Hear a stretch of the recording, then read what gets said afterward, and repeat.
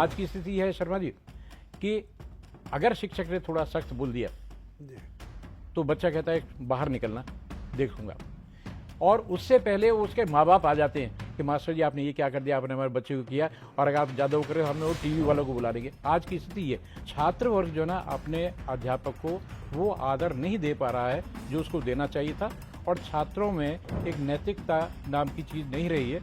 उसके पीछे मैं केवल छात्रों को दोष नहीं देना चाहूँगा कि आज एक ऐसी टूटन आ गई है शिक्षक और विद्यार्थियों के बीच में, जहाँ आपस में उन दोनों का सामंजस्य नहीं रहा, और शिक्षा और शिक्षण एक प्रकार से व्यवसाय में बदल गए। महात्मा गांधी ने कहा था कि शिक्षा का उद्देश्य केवल ज्ञान अर्जन नहीं है, बल्कि जीवन को श्रेष्ठ बनाना है। ये देखिए, आज के समाज से जुड़ा हुआ बहुत बड़ा प्रश्न है, समाज और राष्ट्र। हम ये देखते हैं कि आज के व्यक्ति का जो चिंतन है वो कुछ डामाडोल है, उसको कोई चलने के लिए पटरी नहीं मिल पा रही। जैसे हमारे सड़कों के ऊपर स्थिति है कि पटरियां बनी चलने के लिए हैं, लेकिन वहाँ क्या है कि दुकानें हैं, खोमचे हैं, दूसरी चीज़ें लगी हुई हैं, और व्यक्ति को फिर उससे सड़क पर आना पड़ता है। सड़क के ऊपर भी भीड़ भाड़ है तो कई बार वो पटरी पर आता है। तो आज मनुष्य की जो अपनी मुझे एक मानसिकता है वो इस प्रकार की बन गई है, और इस प्रकार की सोच के अंदर वो कहीं सीधा नहीं चल सकता, अपने अपना विकास नहीं कर सकता। समस्त सुधीर दर्शकगण एवं श्रोतागण, आप सभी दर्शकों और श्रोताओं के साथ साथ आज के अतिथि वक्ता श्री प्रेमचंद शर्मा जी स्वतंत्र को गिरिराज शर्मा संरक्षक, पूर्व अध्यक्ष, अखिल दिल्ली प्राथमिक शिक्षक संघ दिल्ली प्रदेश का नमस्कार। आप सभी दर्शकों एवं श्रोताओं को YouTube के रचना चर्चा मंच पर स्वागत और अभिनंदन है। आज हम सभी उस पावन शिक्षक दिवस के अवसर पर यहाँ उपस्थित हैं जो मात्र औपचारिकता नहीं बल्कि उन व्यक्तित्वों के नमन करने का दिन है जिन्होंने न केवल हमें आकार दिया बल्कि हमारे जीवन को दिशा दी और हमारे भीतर ज्ञान और आत्मविश्वास की लौ को भी जगाया। भारत के द्वितीय राष्ट्रपति डॉक्टर सर्वपल्ली राधाकृष्णन जी की जन्मतिथि 5 सितंबर को समूचे भारत में 5 सितंबर 1962 शिक्षक दिवस के रूप में मनाया जाता है, क्योंकि वे स्वयं भी एक विश्व प्रसिद्ध दार्शनिक, सुविख्यात शिक्षाविद और उच्च आदर्श युक्त राजनेता थे। उनका कहना था कि शिक्षक वह नहीं होता जो विद्यार्थी के दिमाग में तथ्यों को जबरदस्ती भर दे, बल्कि वह होता है जो उन्हें स्वतंत्र रूप से सोचने के लिए प्रेरित करे। आज शिक्षक दिवस के गरिमामय अवसर पर शिक्षक दिवस के विभिन्न पहलुओं पर विस्तृत चर्चा के लिए हमारे साथ हैं कवि के प्रतिभाशाली एवं दीर्घ अनुभवी शिक्षक तथा उपन्यासकार, कहानीकार एवं अनुवादक श्री प्रेमचंद शर्मा जी स्वतंत्र। शर्मा जी नमस्कार। नमस्कार। इस रचना चर्चा मंच और हमारे दर्शकों तथा श्रोताओं की ओर से आपका स्वागत है।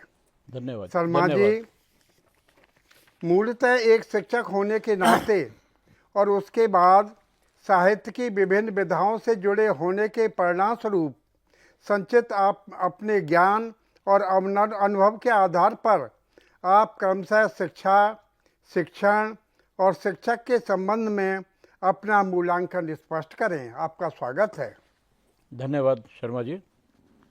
मैं सभी श्रोताओं को और सभी दर्शक गणों को नमस्कार करता हूं रचना चर्चा मंच की ओर से, और मैं शर्मा जी का भी स्वागत करता हूं, धन्यवाद करता हूं, आभार प्रकट करता हूं कि आज मुझे चर्चा का अवसर मिला है। शर्मा जी, अभी आपने कहा था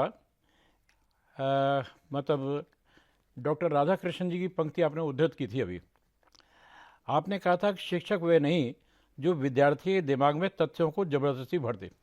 ये वास्तविकता है कि जब हम अपनी कक्षाओं में जाकर के बच्चों को पढ़ाते हैं या हम उनको शिक्षा देते हैं तो हम उनको लगभग उतना ही ज्ञान दे पाते हैं जितना हमारे पास अपना होता है, अर्जित होता है।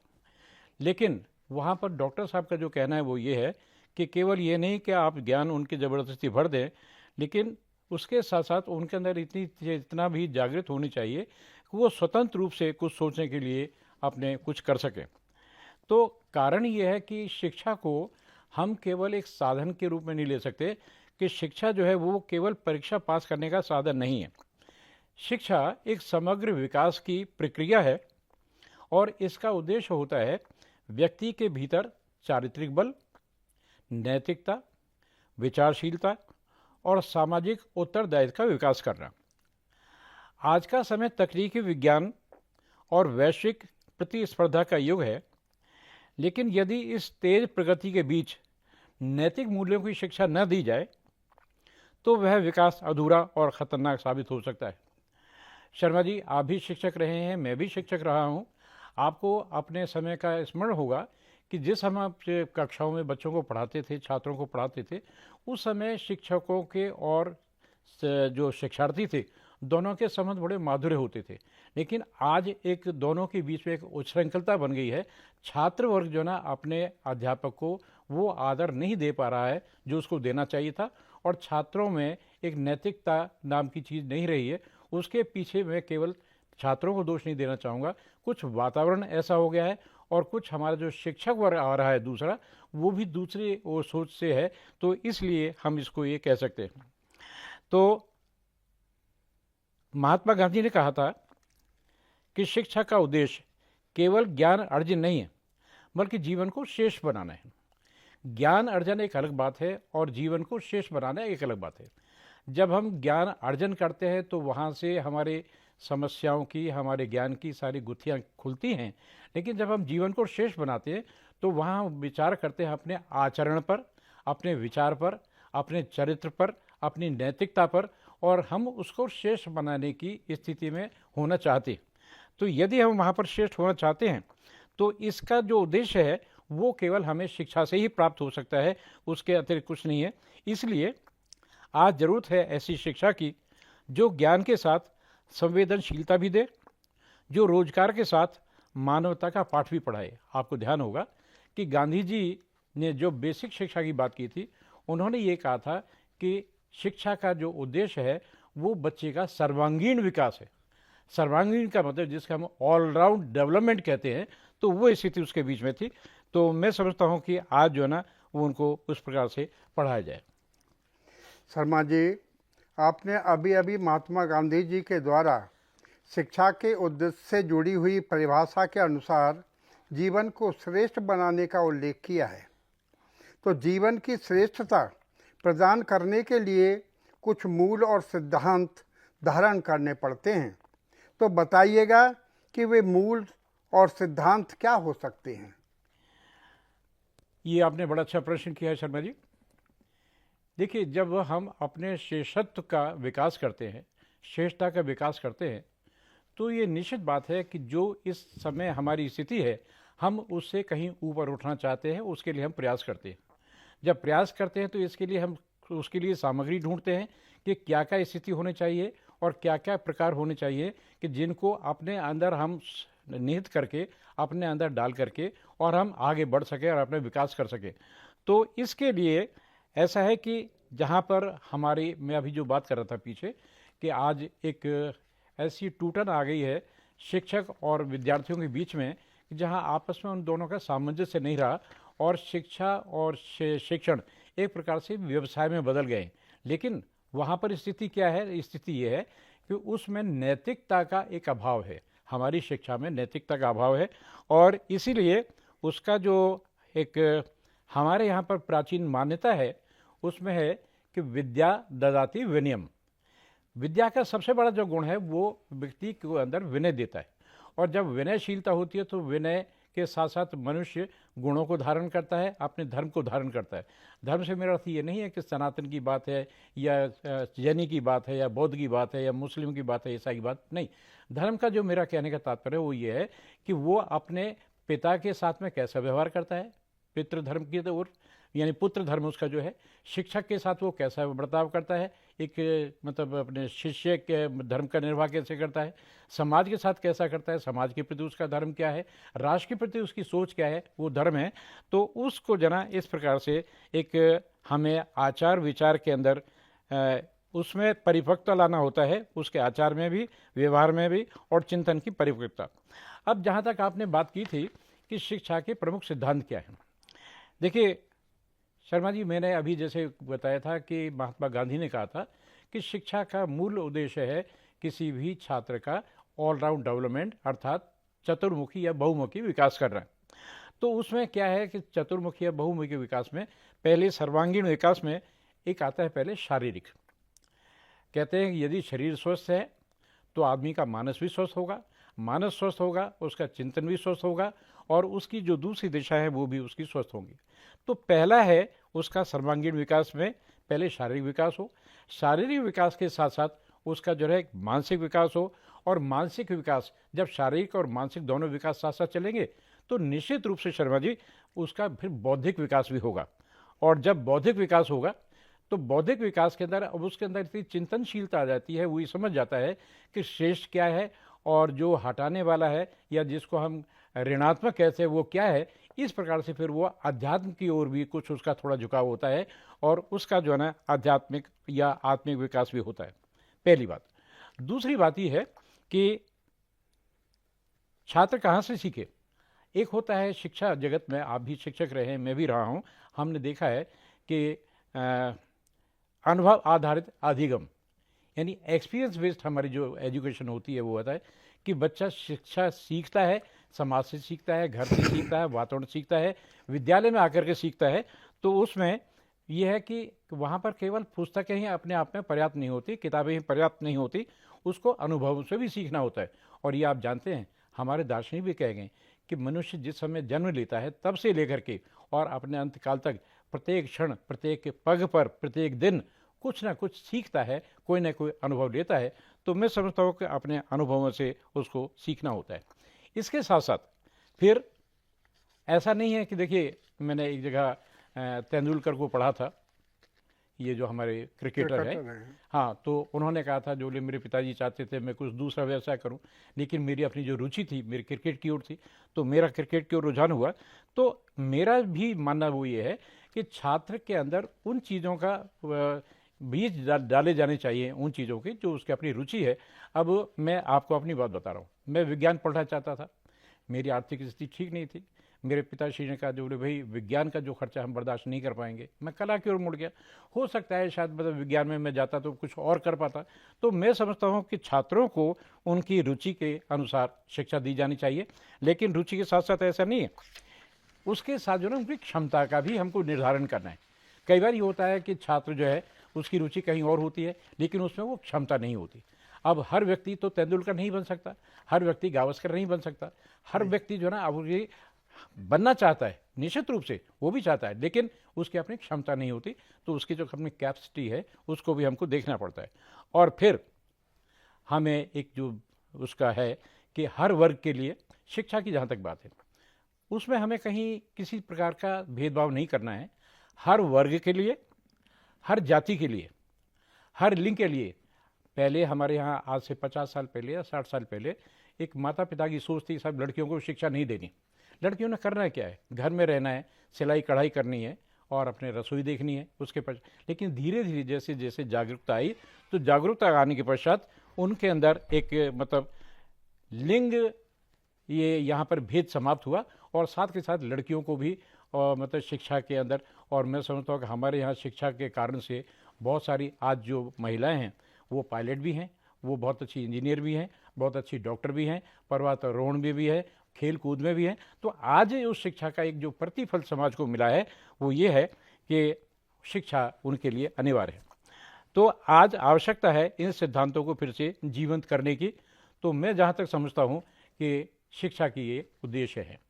शर्मा जी, कहा जाता है शर्मा जी कि शिक्षक राष्ट्र निर्माता होता है। तो आपकी दृष्टि से राष्ट्र और समाज निर्माण में शिक्षक की क्या भूमिका होनी चाहिए और उनके कर्तव्य क्या होंगे, प्लीज़ विस्तार से बताएं। ये देखिए आज के समाज से जुड़ा हुआ बहुत बड़ा प्रश्न है, समाज और राष्ट्र। हम ये देखते हैं कि आज के व्यक्ति का जो चिंतन है वो कुछ डामाडोल है, उसको कोई चलने के लिए पटरी नहीं मिल पा रही है। जैसे हमारे सड़कों के ऊपर स्थिति है कि पटरियां बनी चलने के लिए हैं, लेकिन वहाँ क्या है कि दुकानें हैं, खोमचे हैं, दूसरी चीज़ें लगी हुई हैं और व्यक्ति को फिर उससे सड़क पर आना पड़ता है। सड़क के ऊपर भी भीड़ भाड़ है तो कई बार वो पटरी पर आता है। तो आज मनुष्य की जो अपनी मुझे एक मानसिकता है वो इस प्रकार की बन गई है और इस प्रकार की सोच के अंदर वो कहीं सीधा नहीं चल सकता, अपने अपना विकास नहीं कर सकता। देखिए, मेरा जो मानना है वो ये है कि शिक्षक जो है ना, शिक्षक होना केवल एक नौकरी नहीं है।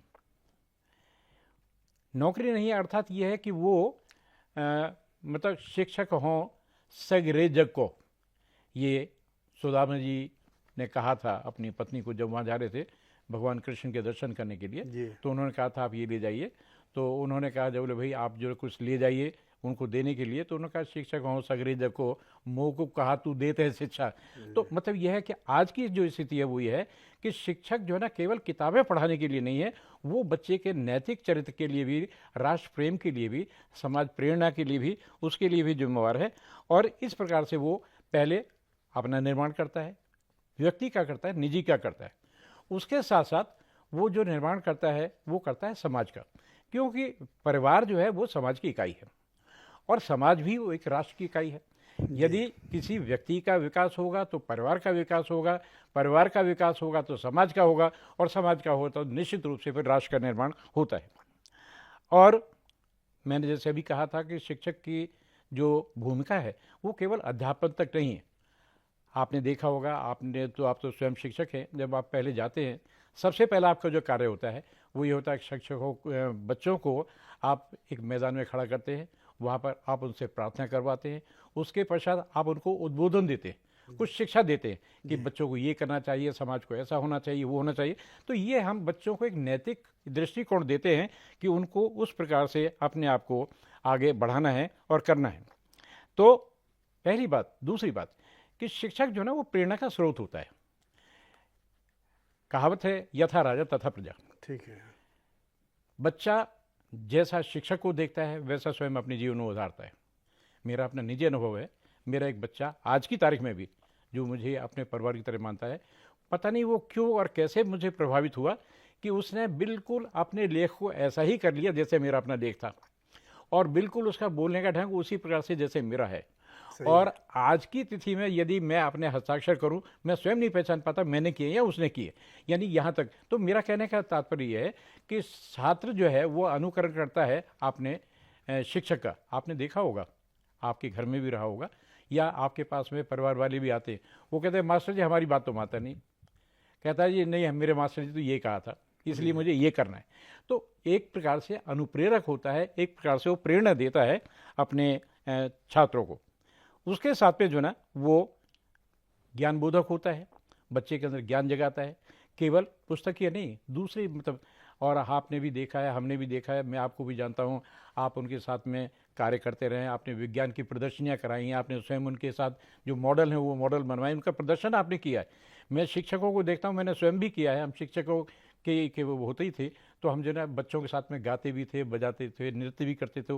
तो बच्चों में केवल हम पुस्तकीय ज्ञान नहीं बल्कि दूसरी चीज़ों का भी वो कराते थे। फिर एक जो ना व्यक्ति वो तत्वदर्शी होता है। जिस समय हम पढ़ा रहे होते हैं तो पढ़ाने के बाद पढ़ो और सीखो, इसके साथ साथ सीखने में जो है हम दूसरी बातें भी उनको बताते हैं। हम चाहे धौम्य की कहानी पढ़ाएं, चाहे हम ध्रुव की कहानी पढ़ाएं या प्रहलाद की कहानी पढ़ाएं, तो हम वो कहते हैं भाई उसने ऐसा किया था तो उसका परिणाम ये था, मैं चाहता हूं कि आप भी ऐसा करें। तो ये एक प्रकार से होता है। और फिर शिक्षक केवल इतना नहीं, ये ठीक है कि मेरे आपके समय में हमारे यहाँ पर एक जो ना दूसरा शिक्षक भी होता था, सहायक शिक्षक होता था। जी। और वो होता था डंडा, है ना। तो हम लोगों ने वो किया, लेकिन बाद की जो स्थिति बनी सरकार ने उसके ऊपर प्रतिबंध कर दिया, लेकिन मैं इसके पक्ष में नहीं हूँ। देखिए गोस्वामी तुलसीदास जी ने साफ लिखा है, उन्होंने लिखा है भय बिन प्रीत न होय, है ना, भय बिन प्रीत न होत गुसाई। यानी मैं कहता हूँ कि सांप अगर काटे नहीं तो कम से कम फुंकारना चाहिए ना। आप उससे फुंकारने का भी अधिकार अगर छीन लेते हैं तो बच्चा जो ना उदंड हो जाता है, उच्छृंखल हो जाता है। और उसकी स्थिति ये बनती है कि आज की स्थिति में आप जानते हैं, आपने भी देखा है, आज की स्थिति है शर्मा जी कि अगर शिक्षक ने थोड़ा सख्त बोल दिया तो बच्चा कहता है बाहर निकलना देखूंगा। और उससे पहले उसके माँ बाप आ जाते हैं कि मास्टर जी आपने ये क्या कर दिया, आपने हमारे बच्चे को किया, और अगर आप ज़्यादा वो करें हमें वो टीवी वालों को बुला लेंगे। आज की स्थिति ये, तो मतलब शिक्षक और उनके बीच में एक भेद हो गया जो स्थिति नहीं होनी चाहिए थी। साथ में शिक्षक मार्गदर्शक होता है, उसका मित्र होता है, केवल वो गुरु ही नहीं होता। और स्वामी विवेकानंद ने कहा था कि गुरु वह है जो तुम्हारे भीतर छिपे हुए बल को जगाता है। शर्मा जी, मैं जब हिंदी के मतलब कार्यशाला में जाता था जी तो वहाँ मेरे उद्बोधन में केवल एक बात होती कि आप जितने भी यहाँ पर बैठे हैं, जी आपसे ज़्यादा ज्ञानी मैं नहीं हूँ, मेरे अंदर भी उतनी ही बातें जितनी आपके अंदर है। मैं आज उस ज्ञान को जागृत करके आया हूँ। सही बात। आपका जो ज्ञान है वो सुप्त है, यानी आपके दिए जो ना बुझे हुए हैं, मैं अपने दिए से उन दियों को जलाने के लिए आया हूँ, यानी आपके सुप्त ज्ञान को मैं जगाने के लिए आया हूँ। तो शिक्षक जो करता है वो उन अपने बच्चों के अंदर जो होता है वो मतलब गुरु कहा ना विवेकानंद जी ने, उन्होंने कहा गुरु वह है जो तुम्हारे भीतर छुपे बल को जगाता है। और एक शिक्षक को तकनीकी ज्ञान देना पड़ता है, साथ ही बच्चों के मनोविज्ञान को समझना पड़ता है। आपने देखा होगा एक आपकी कक्षा में एक प्रॉब्लम चाइल्ड होता है, जी हाँ, होते हैं। जो शैतान होते हैं। एक आपकी कक्षा के अंदर सबसे ज़्यादा मेधावी होता है, कुछ बच्चे सामान्य होते हैं। तो आपका जो ध्यान होता है एक तो उसकी तरफ होता है जो प्रॉब्लम चाइल्ड होता है, जो समस्याजनक होता है, समस्या मूलक होता है। दूसरा आपका ध्यान वो होता है जो सबसे ज़्यादा मेधावी होता है। तीसरे जो सामान्य स्तर के बच्चे होते हैं, ध्यान उन पर भी होता है, ऐसा नहीं, लेकिन उनके ऊपर उतना नहीं होता जितना विशेष ध्यान दोनों तरफ आपका होता है। तो मैं समझता हूँ कि यहाँ पर जो ना आप बच्चों को एक उसके हिसाब से एक नैतिकता की शिक्षा प्रदान करते हैं। और बच्चों में फिर वही बात आ जाती है जो मैंने आपसे थोड़ी कहा था कि केवल पुस्तक वाली बात नहीं, आपने बच्चों को मॉडल बनाने सिखाए, आपने बच्चों को कंप्यूटर बनाना सिखाया। यानी जिस समय इंडिया में नहीं था आपने कंप्यूटर बनाया, पहला कंप्यूटर बनाया, उसकी आपने प्रदर्शनी की। जिस समय ये सड़कें नहीं थी तो मैंने सड़क का एक बनाया था और उसके अंदर सिग्नल रहित मैंने सड़क बनाया था, उसका मॉडल मैंने प्रदर्शित किया और वो पुरस्कृत हुआ। तो ये जो ना एक शिक्षक की स्थिति होती है कि बच्चों के अंदर एक वैज्ञानिक दृष्टिकोण पैदा करे। इसके साथ साथ बच्चों के अंदर भय नहीं होना चाहिए। बच्चों को अगर कुछ नहीं आता जी या उनकी समझ में नहीं आ रहा है या उनको स्पष्ट नहीं हो रहा है तो अध्यापक से डरे नहीं, अध्यापक से वो पूछे, प्रश्न करे, एक बार नहीं, 2 बार, 3 बार, 4 बार, जितनी बार भी। और यदि आपने इस प्रकार से खुली छूट दे रखी है तो मैं नहीं समझता कोई ऐसा कारण है कि आपका बच्चा दब्बू बनेगा या आपके बच्चा जो है ना वो उस स्थिति को समझेगा नहीं। तो आप क्या करते हैं कि आप बच्चे को भावनात्मक रूप से सशक्त बनाते हैं। बच्चे में जब ये स्थिति आ जाती है ना तो बच्चे में एक अपना आत्मविश्वास जगता है। तो शर्मा जी, जब बच्चे में आत्मविश्वास जगता है तो वो भावनात्मक रूप से भी मतलब सबल होता है, सजग होता है। तो मेरा जो कहने का तात्पर्य ये है कि बच्चों के अंदर ये जो आपने कहा था कि एक शिक्षक जो है ना वो बच्चों के लिए क्या कर सकता है, मेरे दृष्टिकोण से मतलब ये शिक्षक के गुण होने चाहिए। जी धन्यवाद शर्मा जी। राज्य अर्थात भारत सरकार की दृष्टि में आज शिक्षक की यह स्थिति हो गई है कि बांधी लाओ ऐसा नर, पीर बवर्ची भिस्ती खर। सरकार और समाज की शिक्षक से अपेक्षाएं तो इतनी हैं, लेकिन सम्यक रूप से उनकी निजी स्थिति क्या है इसके बारे में ना तो समाज सोचने को तैयार है और ना ही सरकार ही। सरकार ने तो मानो कानों में रुई ठूस रखी है। आप क्या कहना चाहेंगे इस बारे में? शर्मा जी, ऐसा है कि मुझे इस विषय में चूँकि ये सार्वजनिक चर्चा है इसलिए बात करनी आवश्यक है, लेकिन मैं समझता हूँ मुझसे अधिक आपको इसके बारे में ज्ञान है। और कारण ये ना कि शिक्षा के मुद्दों को लेते हुए आप सरकार के विरुद्ध कोर्ट में खड़े हुए हैं, न्यायालय में खड़े हुए हैं, आपने शिक्षकों से जुड़े मुद्दों को उठाया है और उनके पक्ष में उनका निर्णय भी आपने करवाया है। तो मैं समझता हूँ एक शिक्षक की जागरूकता है कि शिक्षक उसको करे। और आपने अभी जो एक पंक्ति कही मुझे याद आ गया, ये शायद अकबर ने बीरबल से कहा था कि बांधी लाओ ऐसा नर, पीर बवर्ची भिस्ती खर। सही बात। आज जो स्थिति है वो ये है कि शिक्षक को इन्होंने बिल्कुल उस स्थिति में लाके खड़ा कर दिया। आज की तिथि में एक शिक्षक अपनी कक्षा में नहीं पढ़ा सकता, अपना पाठ्यक्रम पूरा नहीं कर सकता। उनके ऊपर इन्होंने दूसरे कार्य ला दिए हैं, यानी शिक्षणेतर, शिक्षा से अलग हट करके वोट की गिनती उन्होंने करानी है, घरों के अंदर उद्योगों का जो मतलब उसकी गिनती उन्होंने करानी है, बाल संख्या की गिनती उन्होंने करानी है, कहाँ पर कितनी स्थिति वो करानी है, फिर कभी उसके लिए भेज दिया, सफाई के लिए भेज दिया। यानी आप ये देखिए कि शिक्षक ना हुआ, एक मतलब ऐसा हुआ, यानी आप ये मान के चलिए जैसे आपकी गाड़ी में एक वो होता है ना, पीछे स्टेप नहीं होती है कि कोई भी पहिया आपका पंचर हो जाए, वहां उसको फिट कर दिया, उसमें लगा दिया। तो पीर बावर्ची भिस्तीखर की जो बात है वो ये है कि आप जो ना, अब देखिए शिक्षक दिवस आ रहा है, आप शिक्षक दिवस पे क्या करेंगे? शिक्षक दिवस पे जो ना आपने कुछ शिक्षकों को मतलब छांट लिया, और छांटने के पश्चात जो ना यानी उनका चयन किया। क्यों छांटना शब्द अपने आप में गलत है, कि जब मैं इसका आगे प्रयोग करूंगा तो फिर उसमें आ जाएगा छटे हुए शिक्षकों को, है ना। तो वो मैं चयनित की बात यहाँ पर कर रहा हूँ। तो उनका आपने चयन किया शिक्षा के आधार पे, उनके अनुभव के आधार पे, उनके गुणों के आधार पे, उनके दूसरे के आधार पे, और आपने उनको पुरस्कृत किया।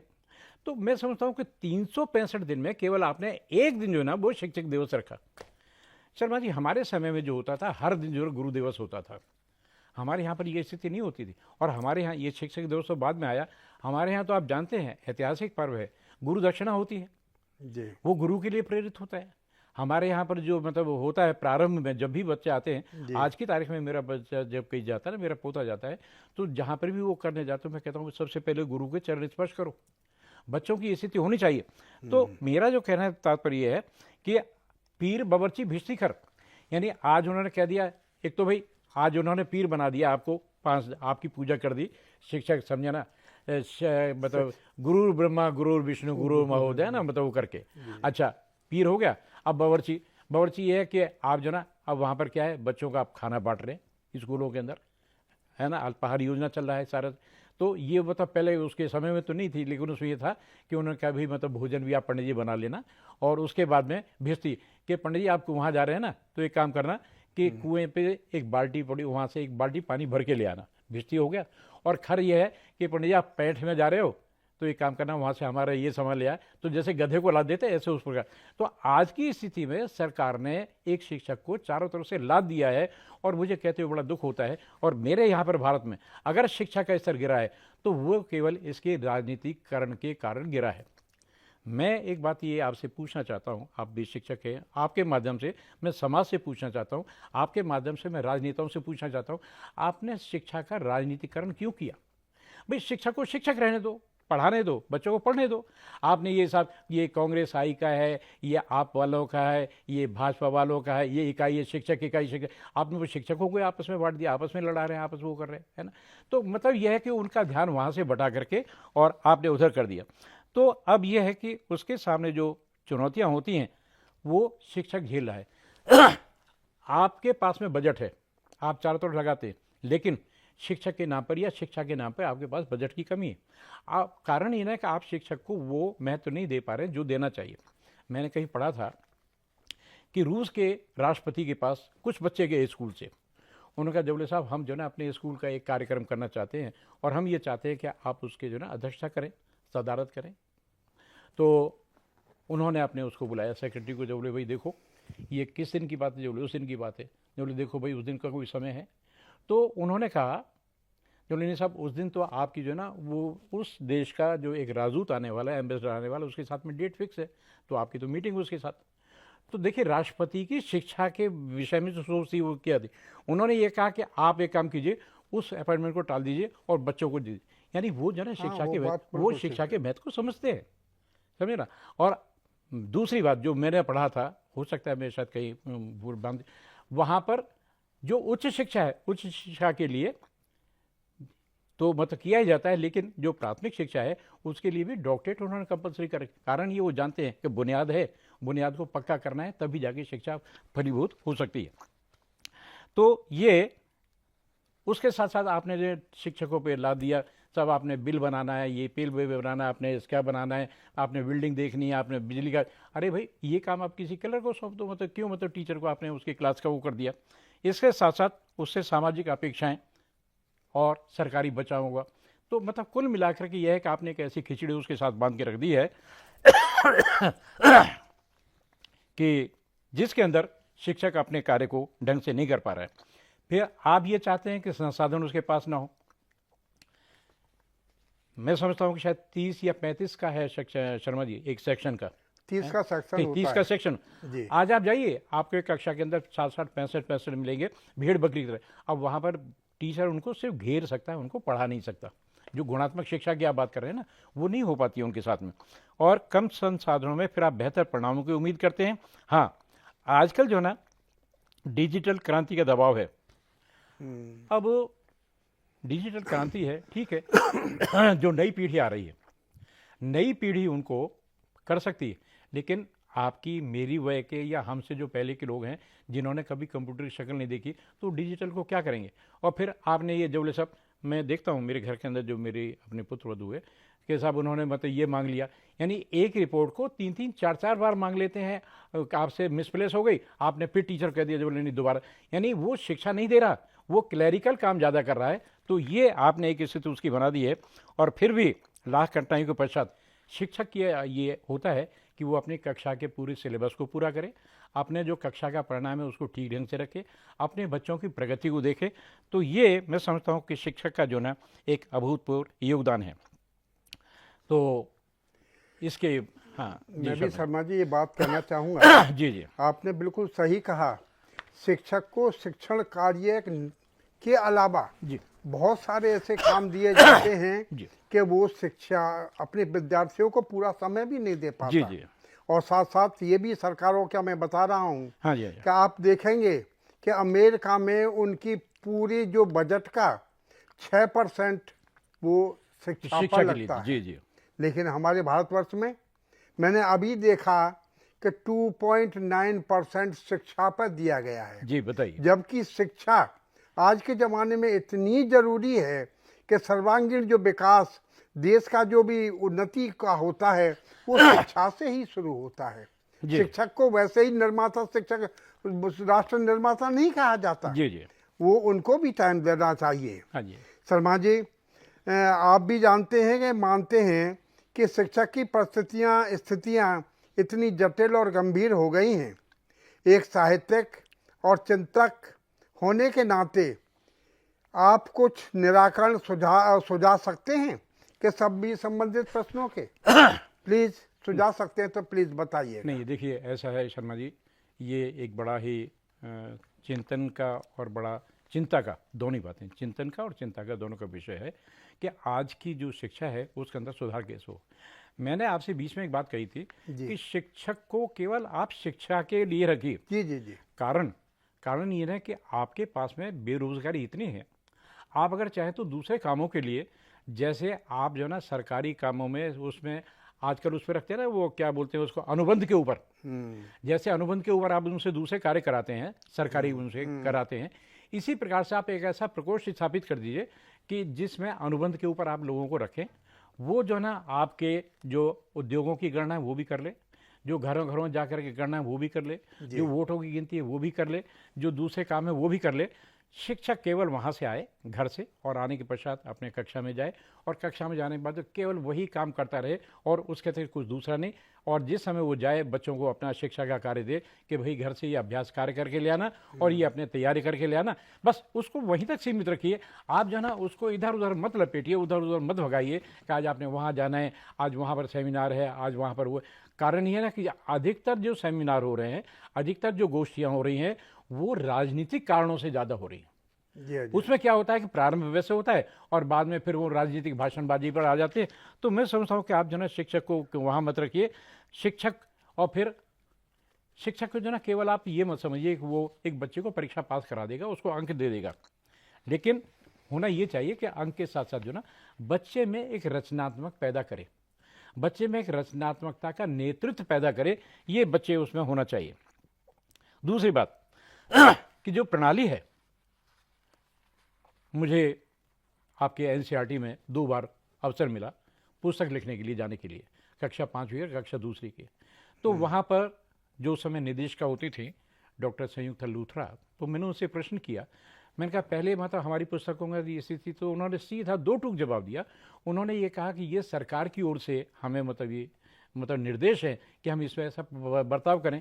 तो मैंने कहा ये उनकी कौन सी, जब नहीं, उसमें जितने भी होते हैं वो सारे आईएएस होते हैं और दूसरे लोग होते हैं, वो अध्ययन करने जाते हैं कि शिक्षा में सुधार कैसे हो। यानी भारत के अंदर आप शिक्षा में सुधार चाहते हैं, उसके लिए आप जा रहे हैं अमेरिका, उसके लिए जा रहे हैं आप जापान। अरे आपने तो भारत में करना है, आपने जापान में थोड़ी सुधार करना है जा करके। तो आप वहाँ यहाँ की जो भूमि देखिए, यहाँ की आवश्यकताएं देखिए, तो उनके हिसाब से आपने उसमें करना है। तो ये जो ना होना क्या चाहिए कि बजाय आप आईएएस भेजने के उसमें आप शिक्षकों की भागीदारी कीजिए। शिक्षक अनुभवी होता है, उसको पता है मुझे क्या चाहिए, कब चाहिए और कितना चाहिए। तो ये है। और जहाँ तक शिक्षण के प्रशिक्षण को है, उसको व्यवहारिक बनाना चाहिए, उसको प्रैक्टिकल बनाइए। उसको बहुत ज़्यादा कि उसने डॉक्टर उसने ये कहा, डॉक्टर मतलब महात्मा गांधी ने ये कहा और रविन्द्रनाथ टैगोर ने ये, अब दुनिया भर के पाठ उसको मत पढ़ाइए। आप उसको ये बताइए कि आपको बच्चे को कैसे आपने उसको करना है, नियंत्रित कैसे करना है, उसको समझाना कैसा है, कैसे आपने कक्षा में बच्चों को पढ़ाना है। तो ये एक प्रेरणादायक बनाया जाना चाहिए। और फिर अगर शिक्षकों में एक बात अगर शिक्षकों को सरकार की ओर से सम्मान नहीं मिलेगा, मैं अपनी बात ये बीच में रोक करके, शर्मा जी हम सब पारिवारिक हैं, हम जानते हैं। जो मेरे श्रोता बजट ही नहीं होगा तो सामान मिलेगा कहाँ नहीं से? नहीं, जो बजट मेरे बहुत कम है। जो मेरे श्रोता है, जो मेरे दर्शक हैं, वो भी इस बात को जानते हैं। आप जानते हैं कि परिवार के मुखिया का यदि आदर सम्मान नहीं होगा, जी, है ना, घर के लोगों की ओर से, और उसमें पहले दूसरे नंबर पर उनके जो भी है वो आ जाते हैं। यदि वो नहीं करेंगे तो बच्चे नहीं करेंगे, जब घर परिवार नहीं करेगा तो समाज के दूसरे लोग नहीं करेंगे। तो मैं समझता हूं कि शिक्षक को जो ना, जो उसका उचित सम्मान है, जो देश सम्मान है, वो सरकार की ओर से देना चाहिए। केवल 5 इसको सितंबर को नहीं, उसको हमेशा ही देना चाहिए।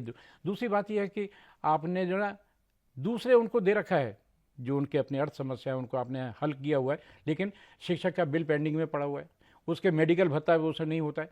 अब देखिए, एक व्यक्ति जो मतलब गिना चुना है, आपने अस्पतालों को उनका पैसा नहीं दिया। पहले यहाँ पर जो है दिल्ली में, मैं जानता हूँ, बाहर का मुझे नहीं पता, यहाँ पर एक कैशलेस की सुविधा थी। जी हाँ, कैशलेस की सुविधा ये थी कि यदि मास्टर जी बीमार हुए तो अस्पताल में गए, अस्पताल में उन्होंने अपना इलाज किया और वहाँ से बिल जो है ना वो सीधा वो डिपार्टमेंट चला गया, डिपार्टमेंट उसका पेमेंट किया। अब डिपार्टमेंट जो ना दुनिया भर के इंजीनियरों को, ठेकेदारों को, उनको तो भुगतान कर रहा है, लेकिन वो जो कैशलेस को पेमेंट नहीं कर रहा। और कैशलेस का पेमेंट नहीं करने के कारण ये होता है कि जब उनको नहीं मिलता तो वो हाथ जोड़ देते हैं अस्पताल वाले। वो कहते हैं भैया आप जो ना अपने खर्चे से करा लो और आप अपने क्लेम करते रहना, बाद में जो ना आपने भुगतान जो भी आपको करना है। तो मैं समझता हूँ कि आपको जो ना शिक्षकों की एक प्रकार से इस प्रकार की स्थिति को देखना चाहिए और उसको सम्मान दिया चाहिए, और वो सम्मान दिया जाना चाहिए जो उनको कभी प्राप्त था। तो आपने शर्मा जी मेरी वाली बात कह दी। जी हमें 2014 से जी हमारा जो शिक्षा है, वो जो हमारी चिकित्सा है, मतलब फ्री चिकित्सा, जी जी जिसके लिए हमने पैसे भी जमा कर रखे हैं, जी जी जी वो 2014 से हमें कैशलेस चिकित्सा नहीं मिल रही। जी तो हम इसके लिए हाई कोर्ट में गए। जी चीफ जस्टिस ने 4 साल के बाद 11 सितंबर 2024 को दिया कि फैसला कि भाई इनको तुरंत से कैशलेस दिया जाए। जी जी आज तक वो नहीं दिया हुआ। हम जो है कंटेम्प्ट ऑफ कोर्ट में गए हैं। अभी 11 अगस्त को हमारी डेट भी है जी कि उसमें अभी तक मतलब कैशलेस की सुविधा नहीं है। जी जी कहने का मतलब यह है कि बुजुर्गों का भी बहुत बुरा हाल जी इन्होंने कर रखा जी है। जी वैसे तो शर्मा जी, शिक्षक दिवस के विभिन्न पहलुओं से जुड़ी बड़ी ही सारगर्भित और ज्ञानवर्धक चर्चा से स्थिति बहुत कुछ स्पष्ट हो चुकी है, लेकिन फिर भी इस अत्यधिक महत्व के विषय पर आप और कोई संदेश देना चाहेंगे तो प्लीज बताएं। देखिए शर्मा जी, मेरा जो है केवल 2 टूक बहुत संक्षिप्त सा इसमें संदेश है।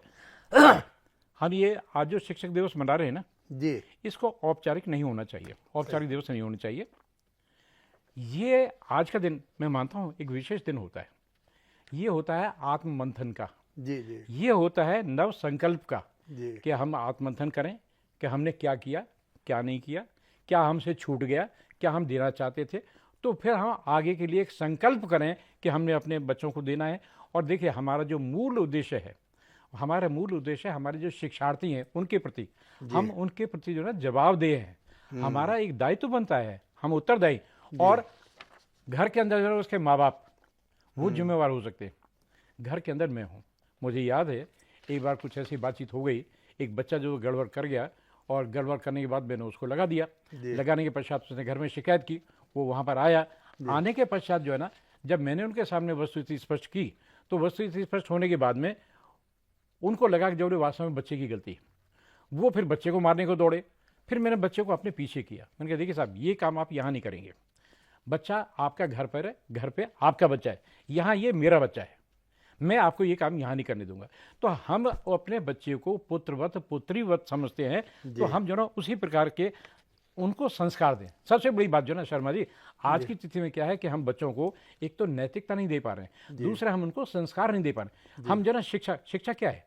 शिक्षा होता है अंदर की, ये तो हम उनको पुस्तकीय ज्ञान दे रहे हैं। आज की तारीख में मैं जानता हूँ जो लोग पीएचडी हैं और उनको ढंग से बात करने का पता नहीं है। बड़े बड़े राजनेता आज की तारीख में इतने अशिष्ट बोलचाल, यानी एक वैसे राजनीतिक हो जाए मुझे कहना नहीं चाहिए, वो बिना अवे तवे के, बिना तू तड़ा के बात ही नहीं करते। यहाँ तक कि प्रधानमंत्री पद की गरिमा को भी मतलब उन्होंने किया हुआ है। तो ये जो शिष्टाचार है, ये शिष्टाचार शिक्षा का अंग होना चाहिए। तो शर्मा जी, ये संकल्प देवन होना चाहिए।